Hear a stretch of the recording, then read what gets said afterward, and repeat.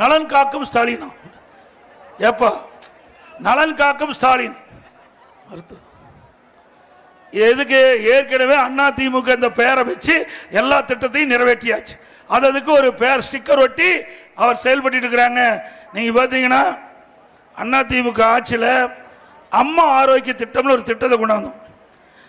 ஒருவருக்கு நோய்க்கு வந்த சிகிச்சை அளித்தலும் நோயை ஆரம்பத்திலே கண்டறிந்துதான் அம்மா ஆரோக்கிய திட்டத்தினுடைய நோக்கம். 2016 அம்மா இருக்கின்ற பொழுது அண்ணா திமுக ஆட்சியில் இந்த திட்டத்தை கொண்டாந்தோம். இதுக்கு பேரை மாத்தி ஸ்டாலின் நலம் காக்கும் ஸ்டாலின் திட்டம் பேரை வச்சுக்கிட்டார். தினம் தினம் ஒரு பேரை வைக்க வேண்டியது, அது ஒரு விளம்பரப்படுத்த வேண்டியது. விளம்பர மாடல் அரசு. இது ஏற்கனவே அண்ணா திமுக ஆட்சியில் கொண்டு வரப்பட்ட திட்டம். அது மட்டும் இல்ல, அண்ணா திமுக ஆட்சியில் மேம்படுத்தப்பட்ட அரசு ஆரம்ப சுகாதார நிலையம், அதன் மூலமா தமிழ்நாடு முழுவதும் வட்டார அடியில் வாரந்தோறும் வியாழக்கிழமை 385 முகாம்கள் நடத்தப்பட்டது. ஒவ்வொரு மாதத்திற்கும் 1540 முகாம்கள் அம்மா ஆரோக்கிய திட்டத்தின் மூலம் நடத்தப்பட்டு 16 வகையான மருத்துவ பரிசோதனைகள் மேற்கொள்ளப்பட்டது.